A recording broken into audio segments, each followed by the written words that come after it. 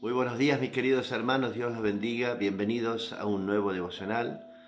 Gracias le damos al Señor, ya el programa número 110, vamos avanzando de a poquito. Damos gloria a Dios porque el Señor nos permite nuevamente en esta mañana compartir con ustedes un devocional, una palabra de aliento, de fortaleza, una palabra de edificación, palabra de enseñanza también que recibimos cada mañana. Y qué bueno es poder estar junto al Señor cada mañana, qué bueno es poder tomar este tiempo, dedicárselo al Señor para poder escudriñar su palabra. Estamos leyendo la Biblia en su totalidad, desde el comienzo de este año, del año 2023, el día 2 de enero, estamos leyendo su palabra. Estamos recorriendo las páginas de la Biblia que muchos de nosotros probablemente nunca habíamos leído en su totalidad y lo estamos haciendo, cumpliendo con este propósito, cumpliendo con el Señor, y damos gracias a Dios por cada uno de los hermanos que cada día se van este, adhiriendo a este programa, que están escuchando y muchos mandan mensajes, saludan y nos piden oración y todas esas cosas, ¿no? Así que bienvenidos a la iglesia, la luz verdadera, los hermanos, a Lorena ahí ya está conectadita, damos gloria a Dios, el hermano Germán también está ahí, damos gloria a Dios porque necesitamos de su palabra cada día. Es como que es al levantarnos cada mañana, ese es el alimento, cuando vamos y desayunamos, porque lo hacemos por costumbre, creo, y muchas veces necesitamos tomar algo calentito, ¿no? Ya es algo tradicional en nuestras vidas, como siempre y he enseñado yo siempre a muchos que dicen, no, yo primero me arrodillo al Señor, oro, no, yo primero tengo al Señor en mi corazón y eso es ya más que suficiente. Luego me levanto, pongo la pavita allá en la cocina, preparo mis mates, estudio la palabra de Dios, estoy en el Espíritu, en el Señor, las hermanas orando aquí en la iglesia los lunes y los jueves, a la mañana temprano, orando y preparando eh, nuestras vidas delante del Señor. Luego venimos, hacemos el devocional y luego oramos. Y damos gracias a Dios. Cada uno de nosotros podemos hacerlo de la manera que lo podamos hacer. En la medida que nosotros nos acerquemos al Señor, creo que la forma no es tan importante, sino hacerlo. Hacer y acercarnos a Dios de una manera u otra. No es que tenemos que llevar una línea, si no oramos primero no va a ser bendecido el día. No, no, no. No, no, es buscar a Dios en todo tiempo mientras pueda ser hallado, dice su palabra. O sea que quiere decir que en todo tiempo podemos estar en el Espíritu. Así que bienvenidos a este programa, todos mis hermanos que se van apareciendo ahí en las pantallas. Damos gloria a Dios a los hermanos que a lo mejor, y amigos que también nos ven, este programa diferido, o sea, luego en repetición, como dice nuestro hermano Carlos Soto, el pastor de Chile, allá de la ciudad de Lampa, de la iglesia Ministerio de Jiré, allí en Chile. Así que damos gracias a Dios, algunos que lo ven en repetición, digo, y algunos que lo ven en silencio también, personas que lo ven en silencio, bueno, que no ponen me gusta o lo miran y lo escuchan, y bueno, y estamos ahí cada mañana. Así que quien te habla es el pastor Gustavo Diegues de la iglesia La Luz Verdadera, aquí en la ciudad de Tandil, provincia de Buenos Aires, República Argentina, siendo las 7 pasaditas ya, estamos compartiendo la palabra de Dios. Qué bueno es poder leer su palabra cada mañana. Estamos en el libro de Crónicas, el primer libro de Crónicas. Bueno, hemos dicho al comienzo de este libro, de estos capítulos, que es un libro como que muchos comúnmente lo llaman un libro de repetición, como aquel libro de Deuteronomio que habla de la ley levítica, ¿no? Que es un repaso. También en este libro vamos a encontrar mucho repaso de los libros de Samuel, de Reyes, y bueno, sobre todo del pueblo de Israel. También vamos a encontrar que el compromiso de esta mañana es leer el capítulo 9, 10 y 11. Vamos a encontrar la muerte, la genealogía de Saúl y la muerte de, Jesús, de Saúl. Note que es un solo capítulo. Dios le dedica. ¿eh? Esta es la perspectiva de Dios, ¿no? De cómo Dios lo ve a todo esto. Y el libro de Primera y Segunda de Samuel y Primera de Reyes y Segunda de Reyes es la perspectiva según el hombre, ¿no? Como lo vio el hombre, pero en este caso como Dios nos va a mostrar en estos libros de crónicas la vida y obra de estos hombres que estuvieron como el rey Saúl, como el rey David, pero sobre todo hace énfasis en estos libros del reinado de David, por supuesto, ¿no? Del hombre que tenía el corazón según el corazón de Dios, conforme al corazón de Dios, y también un hombre que amaba a Dios y que cumplía con los mandamientos de parte de Dios. Por eso es las crónicas de estos libros, de estos reyes que hicieron lo malo ante Dios, que algunos hicieron lo bueno, y bueno, y es contada en estos libros. Esta genealogía que hemos leído desde el capítulo 1 al capítulo 9, del pueblo de Israel, de las tribus de Israel, llegó hasta el año 70, o sea, después de Cristo, cuando fue destruido el templo. Allí fue destruido, estos libros fueron destruidos, las genealogías, porque estaban escritas allí en el templo. Uno podía ir y ver la genealogía de esta persona. Indiscutiblemente la genealogía de Jesús fue indiscutible. La genealogía de Jesús la va a encontrar en Mateo, la va a encontrar ahí y va a ver que la genealogía de Jesús viene desde estos tiempos. Y los fariseos, los saduceos, los escribas, no dudaron de la genealogía de Jesús, no dudaron de lo que él hacía, ¿no? Pero de dónde venía Jesús, no, nunca lo dudaban.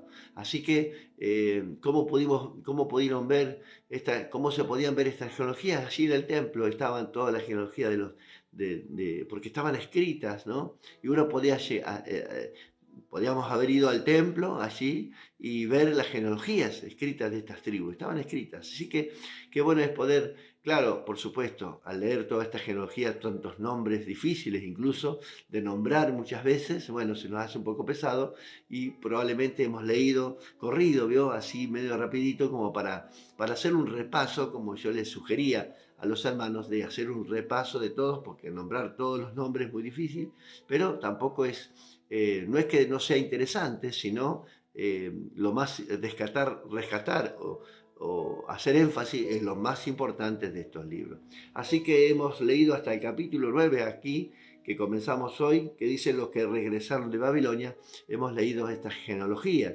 Así que en este libro vamos a ver algo importante. En este capítulo, como en el capítulo 9 y el capítulo 10, vamos a hacer un pequeño repaso. Vamos a ver algo muy importante y nos vamos a sacar algunas dudas también con respecto a la muerte de Saúl. Veo que muchos dicen, al final, ¿quién mató a Saúl? ¿No? Se mató él mismo, fue el escudero. A ver, ¿quién es el que mató a Saúl? ¿No es cierto? Y nos vamos a sacar, y deja plasmado en la palabra de Dios, Dios mismo deja plasmado quién es el que causó la muerte de Saúl. Porque la paga del pecado es la muerte, y todos lo sabemos. Así que vamos a sacarnos esa duda también. Mire cómo en este libro de Crónica vamos a encontrar este pasaje y vamos a decir, al final fue así. ¿No es cierto? ¿Recuerdan? Aquel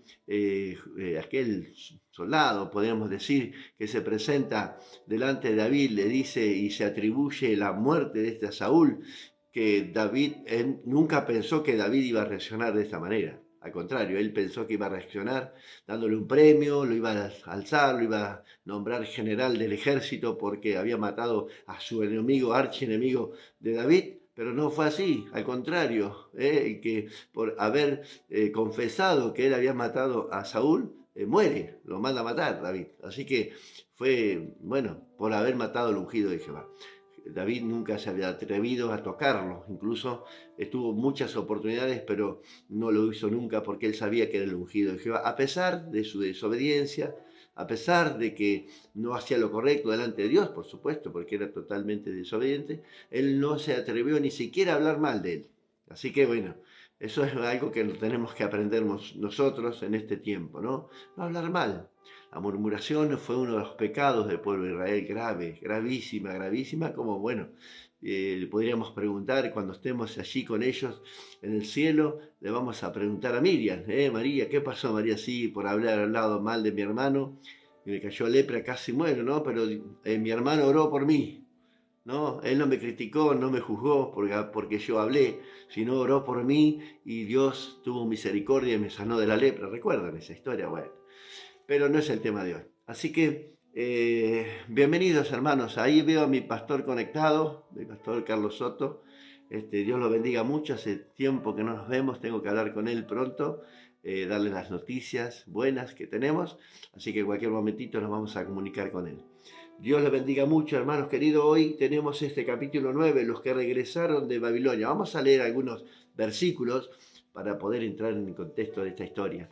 Es maravilloso. La palabra de Dios tiene algo que es fundamental, es viva. ¿Dios? Cada vez que leemos la palabra de Dios, nos encontramos con pasajes y textos que nos sorprenden en muchos casos. Así que mire lo que dice aquí.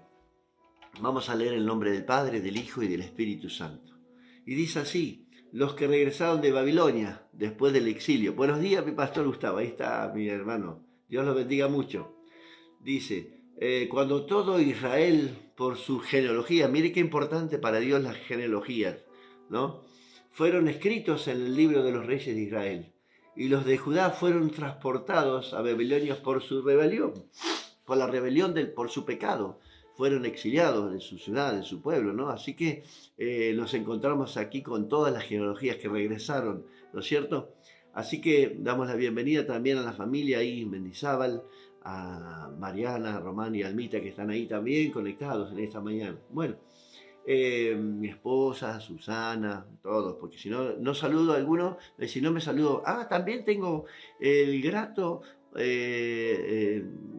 gracia de decirle, bueno, a nuestra vecina que periódicamente también ella nos ve, que a veces me olvido, ella no escribe nada, pero nos ve en estos programas, siempre le dice a mi esposa, yo lo veo al pastor a la mañana, y bueno, así que voy a saludar a Dora, mi vecina también, que siempre nos ve, así que muchas bendiciones para ella y Dios le bendiga mucho a Juan, a su esposo y a sus hijos, y a sus nietos también. Así que bienvenido también a Dora en este programa en esta mañana.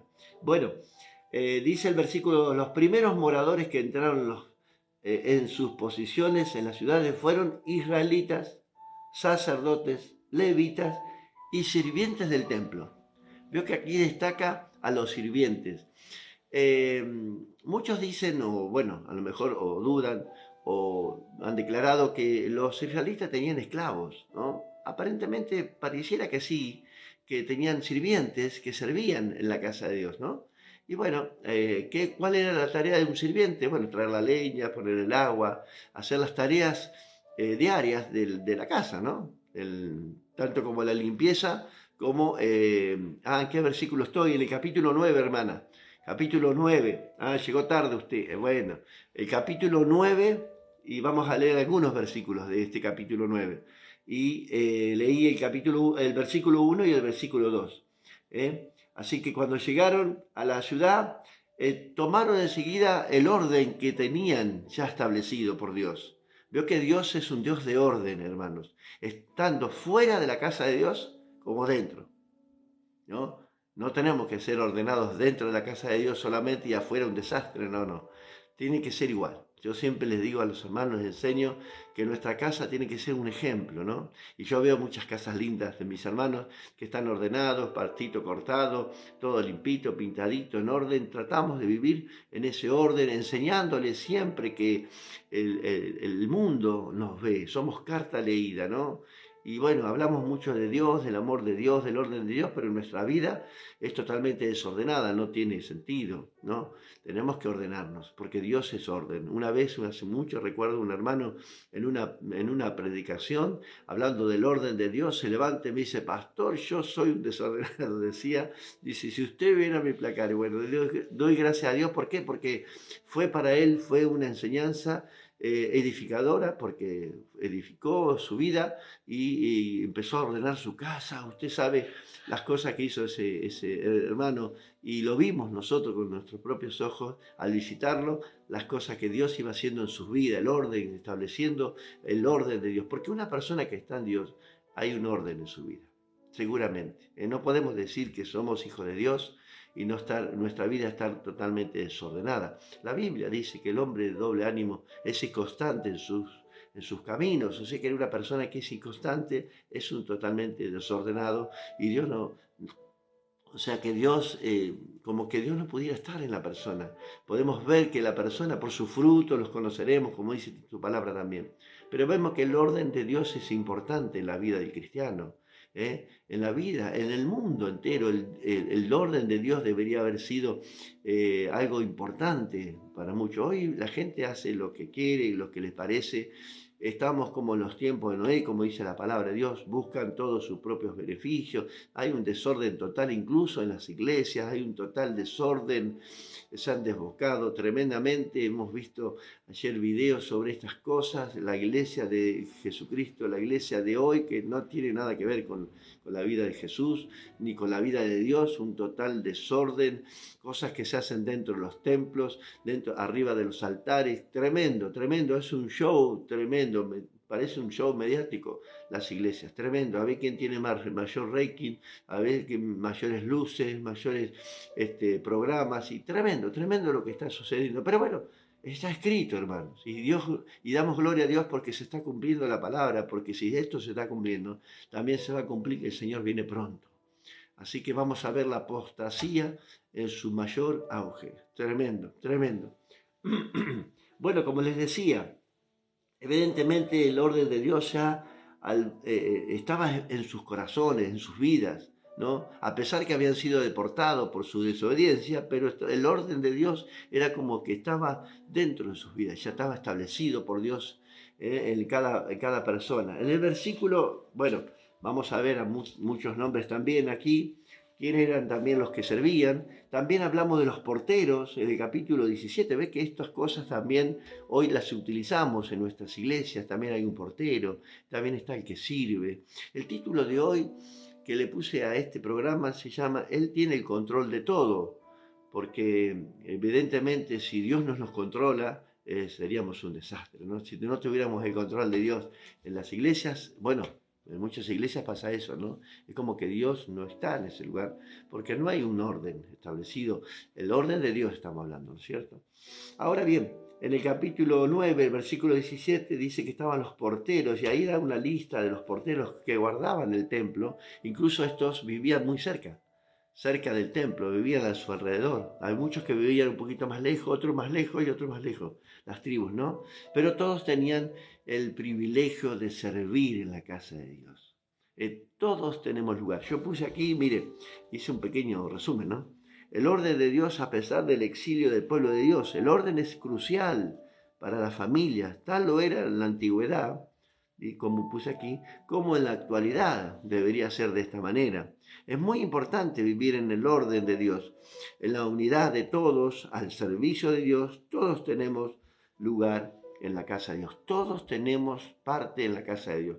Todos tenemos una tarea. Y usted lo va a encontrar en este capítulo, va a decir, Crónicas, ¿qué me enseña? Bueno, aquí tenemos algo que Dios nos enseña a través de estas palabras. Lo que Dios ha establecido, el orden. Fíjese, vimos el versículo 17, los porteros que ministraban, que eran las guardas del templo también. Dice, estos, dice, moraban alrededor de la casa de Dios porque tenían a cargo de guardarla y de abrirla todas las mañanas. Usted, mire, piensa en esto. El pueblo cada mañana venía al templo a abrir las puertas para que la gente pudiera venir, orar, estar ahí en el templo, hacer los sacrificios, todas estas cosas, ¿no? Alguien la tenía que abrir.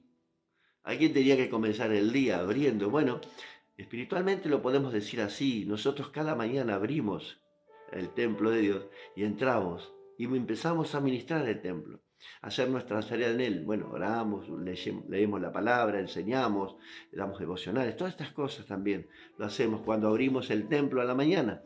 Nuestro templo personal, a Dios abrimos sus puertas para que el Señor entre y el orden de Dios empiece a ordenar nuestras vidas, en nuestra vida personal estoy hablando, ¿no? Cuando le abrimos las puertas al Señor, Él entra. El orden de Dios tiene que entrar automáticamente cuando le abrimos las puertas al Señor. Entonces, estos moraban alrededor de la casa de Dios porque tenían a cargo de de guardarla y de abrirla todas las mañanas. El versículo 28 del capítulo 9, algunos de estos tenían a su cargo los utensilios para ministerio, los cuales se metían por cuenta y por cuenta se sacaban. Miren las tareas que tenían al servicio. Y otros de ellos tenían a cargo la vajilla y de todos los utensilios del santuario, de la harina, del vino, del aceite, del incienso y de las especies. Todo estaba ordenado por Dios, por supuesto, estaba establecido. Dice el versículo 30, y algunos de los hijos de los sacerdotes hacían los perfumes aromáticos, porque había perfume, habría un olor fragante dentro de la casa de Dios, ¿no es cierto?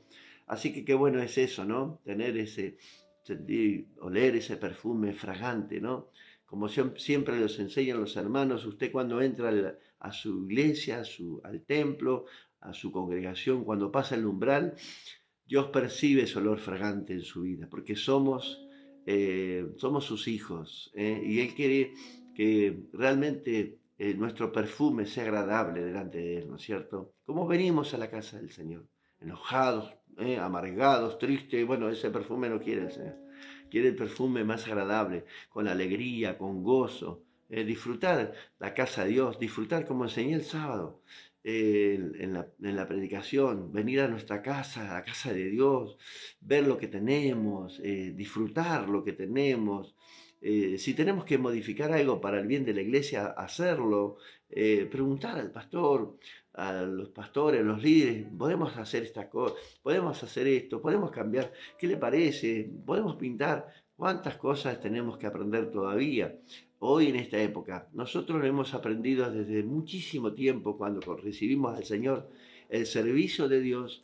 Como le decía a los hermanos, comenzábamos los sábados la limpieza, teníamos a cargo la limpieza y teníamos que ir, y qué lindo, nos íbamos con toda la familia, a veces con mi esposa, caminábamos muchas cuadras para ir al templo, muchas cuadras, y llegábamos allá y teníamos que estar media hora antes. Era una obligación del pastor, una orden, ¿no?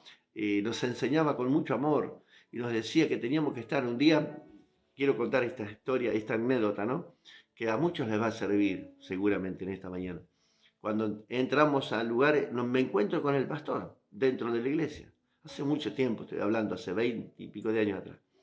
Entonces me encuentro con el pastor y claro, este pastor estaba limpiando el inodoro, agachado así en el piso, arrodillado, limpiando el inodoro, ¿no?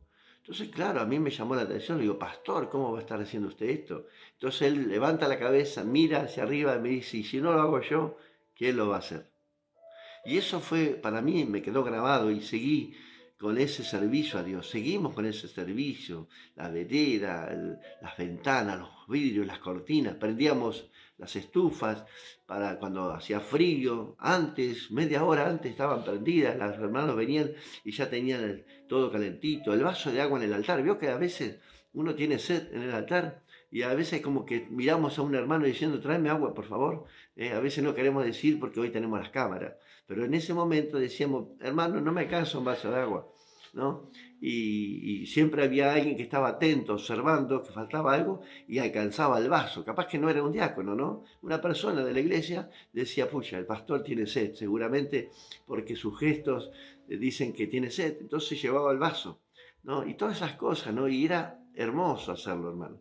Hermoso trabajar en los sábados, incluso en la construcción, trabajaban, nos premiaban por trabajar en la obra, nos decían, bueno, hermano Gustavo, usted va a coordinar las reuniones el domingo, y al hermano que estaba conmigo, que era un anciano, un diácono, ya que predicaba la palabra, y le decía, bueno, usted hermano predica, y todas cosas así. Qué lindo era, hermano, cuando estábamos todos juntos en la iglesia, trabajando, hacíamos la obra juntos, ¿no es cierto? Porque se trata de eso, hacer la obra juntos. Mire lo que dice acá. Versículo 31. Matatías, dice, uno de los levitas primogénitos de Salum, coretita, esto está en las generaciones, en la genealogía, tenían a cargo las cosas que se hacían en sartén.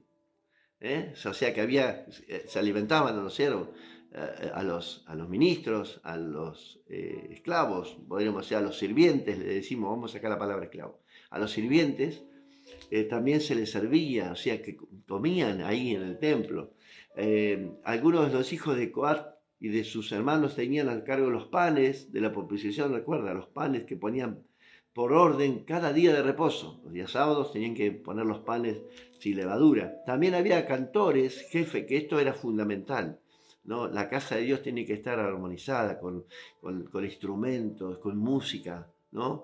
obviamente, recuerde como yo dije hace unos días, eran los himnos que cantábamos antes, ¿se acuerdan los himnos? Bueno, yo sé que el pastor Soto lo va a escuchar después, me va a confirmar esto, pero cantábamos himnos en un linario, en un librito, el número tanto, hoy cantamos el número tanto, el himno número tanto. Bueno, eso ha cambiado mucho, ¿no? Ha cambiado muchísimo, hoy hay un desorden total con el tema de la música, de los cantores, de los que cantan en el templo. Y el versículo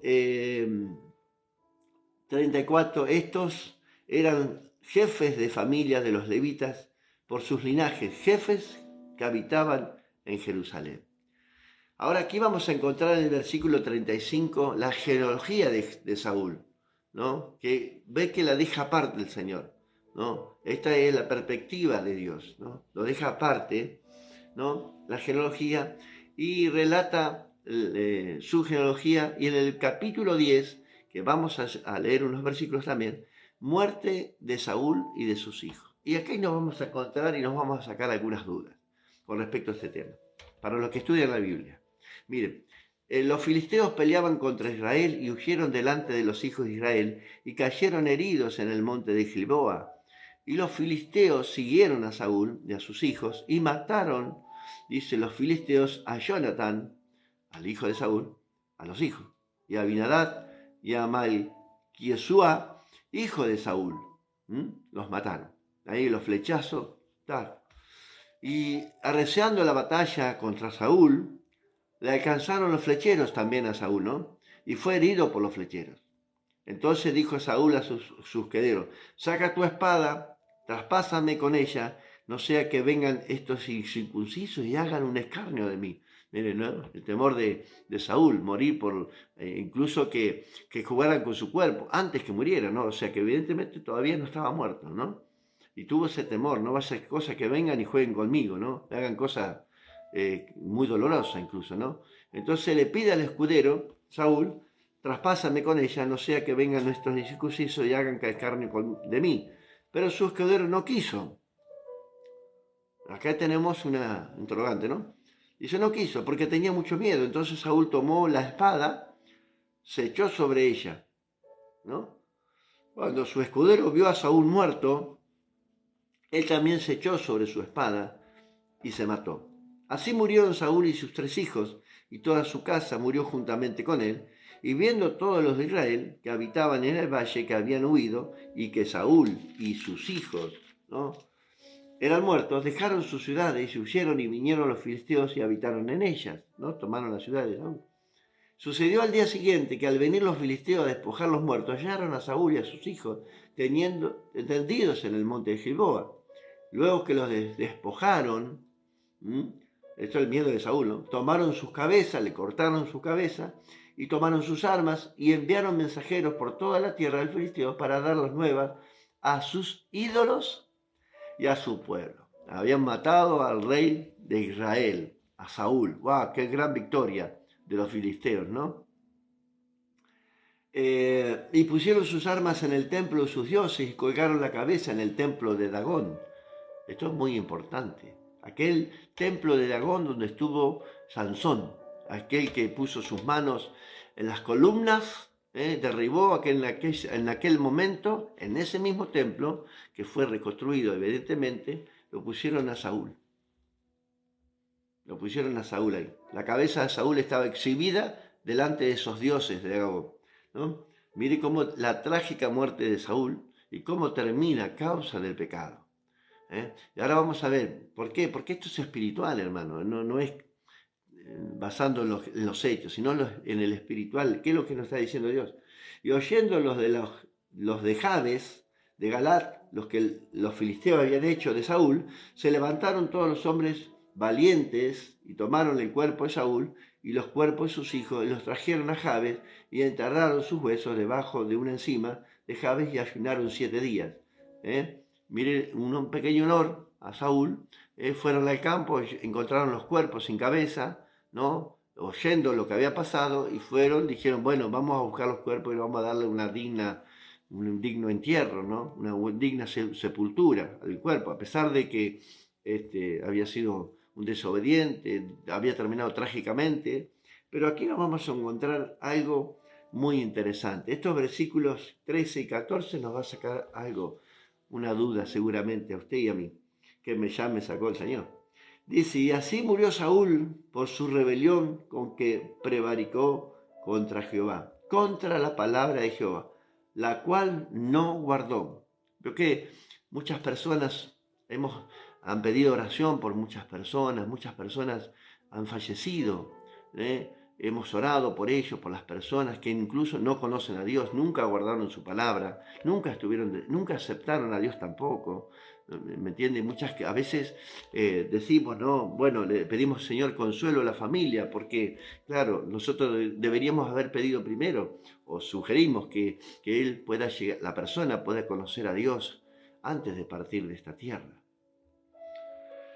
Lo cual no guardó, dice, porque consultó a una divina, dice Saúl. Mire lo que hizo Saúl. ¿Recuerdan de aquella divina que fue a consultar por la vida de Samuel? ¿Recuerdan esa historia, no es cierto? Dios todo lo ve. Dios tiene el control de todas las cosas, ¿no? Tanto como en el servicio del templo de Dios, que todos tenemos lugar, el servicio de Dios, también en este caso tiene el Señor el control de todas las cosas. Y dice el versículo 14, y no consultó a Jehová, y por esta causa lo mató. Entonces, hermanos, aquí vamos a encontrar que el que da, Dios da, pero también Dios quita. Es la voluntad de Dios que una persona esté en esta tierra o no lo esté. Es la voluntad de Dios que una persona nazca y una persona muera. Seguramente que es así. Porque aquí encontramos esta palabra, Dios lo mató. Dice, y traspasó el reino a David, dice, hijo de Isaí. Aquí encontramos esta duda que teníamos probablemente. ¿Quién mató al final a Saúl? Este muchacho que se atribuyó la muerte de Saúl, que David después lo mata. Lo mató al escudero, lo mataron a los filisteos, le cortaron la cabeza, estaba muerto, no estaba muerto. Aquí encontramos que la paga del pecado es la muerte. Romanos capítulo 6, verso 23, dice, pero la dádiva de Dios es vida, y vida en abundancia. Dios vino a darte vida, a que vivas eternamente, porque Dios quería que su pueblo viviera eternamente. Pero así como Dios había dado la vida, también Dios la quitaba. Tiene el derecho de hacerlo. Por eso muchas veces nos enojamos. Hay mucha gente que se enoja con Dios. Dice, ¿por qué te lo llevaste? Porque Él tiene el derecho de ser el creador. Él da vida o la quita. Él alarga la vida, te da años de vida. Te sana, te liberta o no. Muchos siervos de Dios murieron enfermos. Ezequías, Pablo mismo. 3 veces clamó a Dios por su enfermedad y Dios le dijo, bástate en mi gracia. La gracia de Dios es suficiente para nuestras vidas. Si tenemos que vivir para Dios, vivamos para Dios. Si tenemos que morir para Dios, muramos para Dios. Así que en definitiva, la voluntad de Dios se va a cumplir. El orden de Dios está establecido por Dios. Esto es lo que nos aprendimos en estos 2 capítulos. Recuerden que Dios es un Dios de orden, que Dios estableció un orden para tu vida, para todas las cosas de Dios, pero también el orden de la vida y de la muerte está establecida por Dios. Así que, hermanos queridos, en esta mañana, miren lo que aprendimos en estos 2 capítulos con algunos versículos que son muy interesantes. Va a encontrar en el capítulo 11, David es proclamado rey de Israel. Nos cuentan cosas que a lo mejor no hemos leído todavía. Y vamos a encontrar muchas cosas lindas. David toma la fortaleza de Sión, los valientes de David. Mire todo, y ahora empieza la historia de David, de su amado amigo, David, que su corazón era conforme al corazón de Dios. Así que, hermanos queridos, qué bueno es poder leer la palabra de Dios y tomar conciencia de que Dios es un Dios de orden y que Dios ha establecido en nuestra vida un orden, como cristianos, como obreros, como ancianos, como ministros, como pastores, de tener un orden de Dios, un orden establecido. Establezcamos el orden de Dios en nuestras vidas. Tomemos el orden de Dios para hacer las cosas como Dios nos ha dicho. Tal vez te encuentres que no estás haciendo nada para Dios. Tal vez digas, bueno, yo no estoy haciendo nada. ¿Qué puedo hacer para Dios? Bueno, consulta a Dios. Habla con Él y digo, Señor, si realmente deseas hacer algo para Dios, Dios ha puesto seguramente un talento, un don al servicio de Dios, bueno, hazlo pronto, porque un día nos va a preguntar el Señor, ¿qué has hecho con esto que yo te di? lo has puesto a disposición de la iglesia, de los hermanos, y qué lindo poder usar tu talento, tu ministerio, tu don al servicio de la iglesia, de los hermanos. Qué bueno es. Bueno, este sábado nos vamos a encontrar en la reunión, vamos a compartir, vamos a recordar nuevamente la muerte de nuestro Señor Jesucristo, la resurrección, pero también vamos a compartir un alimento después con los hermanos. Ahí, bueno, pongamos al servicio, aprovechemos, ahí tenemos la oportunidad de servir al Señor en el templo. Amén. Que Dios te bendiga en esta mañana. ¿Qué te parece si encomendamos este día en las manos del Señor y oramos y le pedimos al Señor que nos guarde, nos guíe? Guardemos de esta niebla. Aquí hay niebla, Germán. Hay mucha neblina. No sé, usted allí con su camión, tenga mucho cuidado. No se ve prácticamente la vereda de enfrente. Así que damos gracias a Dios, hermano, por este tiempo también que Dios nos ha regalado. Amén. No hace mucho frío, ¿ve? Está templadito, pero hay esta neblina, esta humedad, que pronto se va a levantar, si no hay viento, por supuesto. Así que damos gracias a Dios y oremos en esta mañana, juntos. ¿Qué le parece si me acompaña? Padre, te damos gloria y alabanza a ti en esta mañana. Te damos gracias porque nos permites nuevamente estar contigo, Señor. Leer tu palabra, escudriñarla, aprender, sacar escritos, Señor, revelaciones, Padre Santo, lo que tú nos quieres decir y hablar en todo momento, porque esto es el Espíritu, Señor, que nos amonesta a través de tu palabra. Una palabra viva que toma vida, Señor, cada vez que la leemos, Señor, cada mañana. Señor, toma vida y aprendemos de esta palabra. Señor, gracias por enseñarnos que hay un orden establecido. Gracias por decirnos nuevamente, recordarnos que tú eres el Dios de la creación, que tú eres el derecho de todos nosotros, que somos barro, Señor, y tú eres el alfarero. Padre, gracias. En esta mañana encomendamos nuestra vida en tus manos. Las familias de cada de mis hermanos, de la iglesia, los amigos, los pastores, los que ven en repetición y los que ven más tarde este programa diferido, Señor, y los que ven en silencio. Bendice, Señor, cada familia. En el nombre poderoso de Cristo Jesús. Amén y amén. Que el Señor te bendiga. Gracias por estar. Gracias por acompañarnos, por esforzarte cada mañana. Y nos vemos mañana, Dios mediante, en un nuevo programa. Dios te bendiga mucho.